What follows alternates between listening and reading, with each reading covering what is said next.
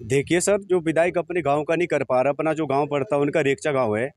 तो रेक्चा गांव पिताड़ी गांव का जो मार्ग है, जो 100-150 मीटर बेंचा में बंद पड़ा हुआ है, उसके लिए सर छः मंथ बीतने वाला है। तब से 150 मीटर नहीं कट पाया है। तो आप अंदाजा लगा सकते हैं कि विधायक जी ने क्या विकास किया और कहाँ विकास किया है। हमें तो रोड चाहिए, रोड नहीं तो वोट नहीं, ये हमारा क्लियर संदेश है। रोड नहीं तो वोट नहीं। विधायक जी ने तो 2022 में कह दिया था कि रोड आपकी बन जाएगी। विधायक कुछ नहीं करते हैं। विधायक एक बार आए, उसके बाद दोबारा शक्ल नहीं दिखाई, जीतने के बाद शक्ल नहीं दिखाई नहीं, उसके बाद कोई शक्ल नहीं दिखाई। बस विधायक क्या कर सकता है? बदले कुछ नहीं करता है, कोई नहीं करता, सरकार कोई नहीं। हमारे टोटल आदमी बीजेपी के हैं पूरा गाँव। पर दोस्तों, इस वक्त हम हैं प्रोला तहसील परिसर में और कुछ युवा यहाँ पर पहुंचे हैं मोरी विकास खंड के लिवाड़ी गांव से।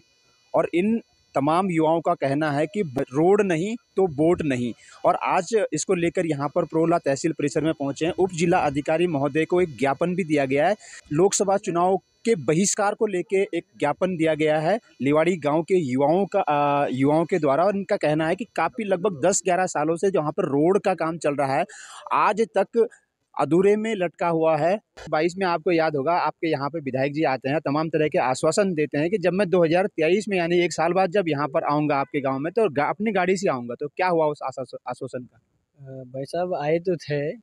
गांव वालों की मुख्य समस्या भी यही थी कि सबसे पहले हमें रोड चाहिए।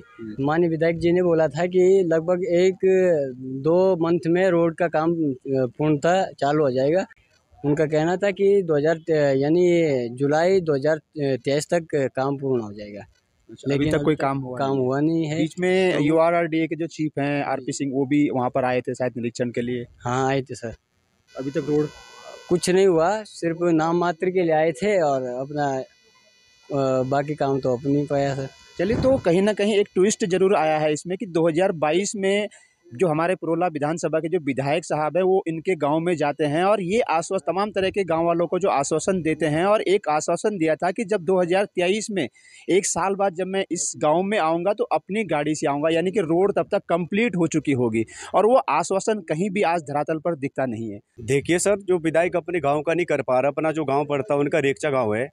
तो रेक्चा गांव पिताड़ी गांव का जो मार्ग है, जो 100-150 मीटर बेंचा में बंद पड़ा हुआ है, उसके लिए सर छः मंथ बीतने वाला है। तब से 150 मीटर नहीं कट पाया है। तो आप अंदाजा लगा सकते हैं कि विधायक जी ने क्या विकास किया और कहाँ विकास किया है। बरप्याल लाल जवाट आए थे, जो विकास पुरुष थे, उनकी राह पर चल रहे हैं सिर्फ नाम मात्र के विकास पुरुष। वो सिर्फ कागजों में बताते अपना विकास, धरातल पे कोई काम नहीं हुआ है। अपने गांव की स्थिति इतनी बदहाल है पिताड़ी और रेक्चा की कि जो मार्ग है वो पिछले जुलाई से बंद पड़ा हुआ है।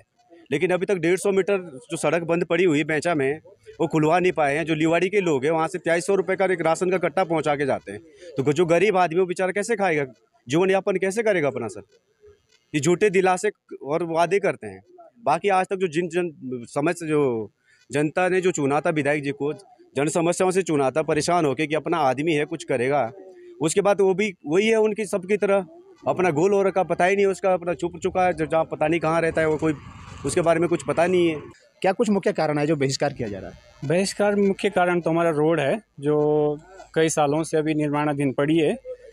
अब ये समझ में नहीं आ रहा कि सरकार के पास पैसा नहीं या क्या समस्याएं हैं जिसके कारण रोड नहीं पहुंच पा रही है गांव में। हमने हर छोटे से छोटे अधिकारी को लेकर बड़े से मुख्यमंत्री तक हमने सबको अवगत कराया इस रोड के बारे में, बट ये समझ नहीं आ रहा है कि प्रॉब्लम कहाँ पे है। इस सिस्टम का भी पता नहीं लग रहा है कि है कहाँ प्रॉब्लम। अब हमें जानने के लिए आए थे, वेबकोस के लोग भी आए थे, कह रहे हैं कि ठेकेदार को टर्मिनेट कर रहे हैं। ठेकेदार को टर्मिनेशन करके फ़ायदा नहीं है, उससे क्या होगा? फिर से इनकी 2-3 साल और लग जाएंगे टर्मिनेशन करने में, फिर उसको दोबारा से टेंडर करने में 3 साल और बीत जाएंगे। हमें उससे कोई मतलब नहीं। हमारे लिए परेशानी है, बहुत रोडों की है, टावर की है, हर वो है परेशानी। राशन लेने की परेशानी है। और 3000 रुपये में मैं तुमको चावल कट्टा बैठा घर में, तो खाए कैसे? इसी बात तो कोई साधन हमारे पास कुछ है नहीं। सरकार कोई करती नहीं, आगे पहुंचाती भाषा कोई परिवार नहीं करते। क्या लगता है एक बड़ी समस्या कहाँ पर? सबसे पहले तो उत्तराखंड दर्पण न्यूज़ चैनल के तमाम दर्शकों को मेरा नमस्कार। मैं कहना चाहता हूं सर इस चैनल के माध्यम से कि विकास जो होता है वो कभी भी मात्रात्मक नहीं होता है, यानी विकास केवल आंकड़ों से इंगित नहीं होता है। विकास जो होता है वो गुणात्मक तरीक़ों से होता है। जैसे किसी भी देश की बात करें, और मैं अपने गांव को इससे जोड़ना चाहूँगा, तो अगर मेरे गांव में स्वास्थ्य, शिक्षा और कनेक्टिविटी, सड़क और बिजली इत्यादि सुविधाओं से मेरा गांव भरपूर है या यहाँ पर ये सुविधाएं उपलब्ध है, तो मैं कह सकता हूँ कि मेरे गांव का विकास हुआ है। और मैं समझता हूँ मत देना और वोट देना प्रत्येक नागरिक का अधिकार है, लेकिन जब हमारे गांव को मूलभूत सुविधाओं से वंचित रखा जा रहा है तो इस स्थिति में हम कैसे वोट करेंगे। यानी अगर सरकार हमें अपने दायरे से या अपने अधिकारों से या कहे तो हमें विकासात्मक कार्यों से अलग करती है, तो हम भी और मेरी पूरी ग्राम सभा ने यही निर्णय लिया है कि हम भी लोकसभा चुनाव में मत नहीं करेंगे, अर्थात पूर्ण रूप से हम लोकसभा चुनाव का बहिष्कार करेंगे।